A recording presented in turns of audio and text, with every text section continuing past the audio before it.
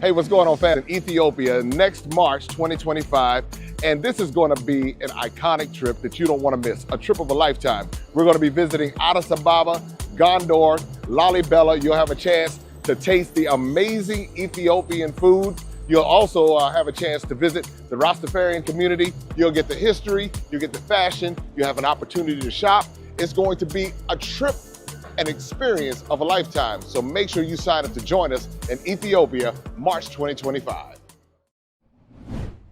Last week, President Joe Biden held a solo press conference right after the NATO conference that he had. Now, there was a couple of reasons why he did it. He wanted to prove to the American people that he is up for the job if he is reelected in November. He also wanted to prove something to the Democratic National Convention that he is the man for the job, because there's been a lot of movement and talk about him stepping down so that someone else can run. Because if you guys remember, when he debated Trump not too long ago, he seemed to be a little off. He was mumbling and just kind of all over the place, right? Incoherent. So people were concerned.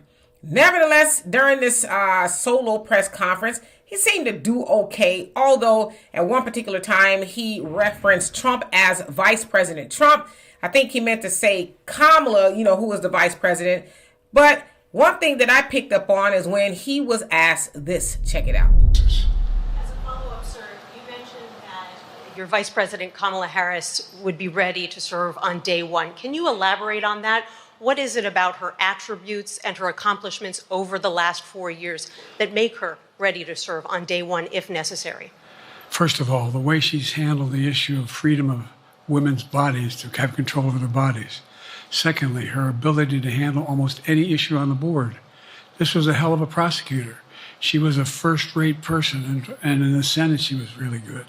I wouldn't have picked her unless I thought she was qualified to be president. From the very beginning, I made no bones about that. She is qualified to be president. That's why I picked her. So as you saw and heard there, he was asked if Kamala would be up for the job to be president. And he says, well, that's why I selected her. Then he went on to mention how, she basically advocates for women's bodies and, she's up to the task when she goes all over, for lack of better words, of what he was saying, and her job that she did when she was the attorney general and the senator. Well, my thing is this. Anytime we have seen Vice President Kamala Harris talk about reproductive rights, we've mostly seen her talk to our women. When I say our women, I mean black women. Now, of course, we know what they're talking about. They're talking about being able to delete babies, right? But they're calling it reproductive rights. Well, we know that that has disproportionately harmed our community.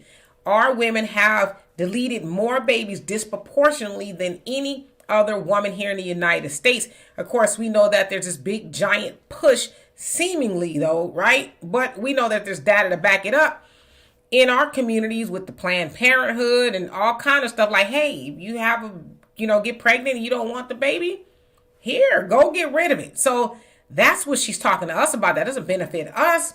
And as far as her bang up job, if you will, when she was the Attorney General of California, a lot of black people were harmed under her tutelage per se.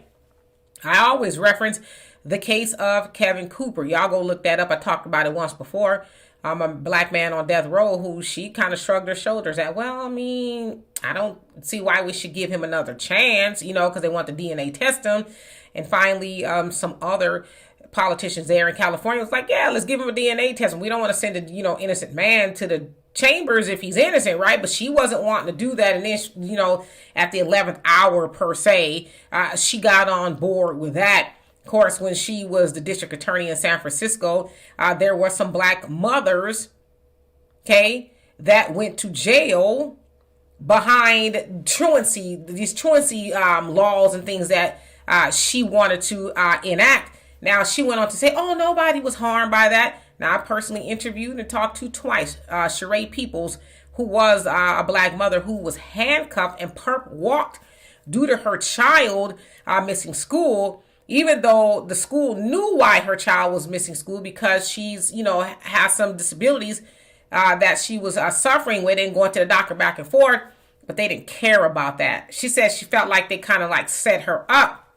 So When it comes to Kamala doing this great job and being ready for the presidency of the United States, yes, she may be that for other people here in America, but is she going to be a great president for black people? Of course, we know the answer is no, because we've heard her tell us, no, I'm not going to do anything just for black people when it came down to reparations. She don't think that we should get that, even though she is on the administration that is giving money to everybody, right?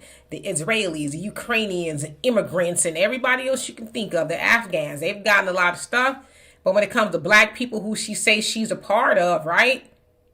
When she's marching with marching bands and all kind of stuff, she's black with the hot sauce on her greens and all that other stuff.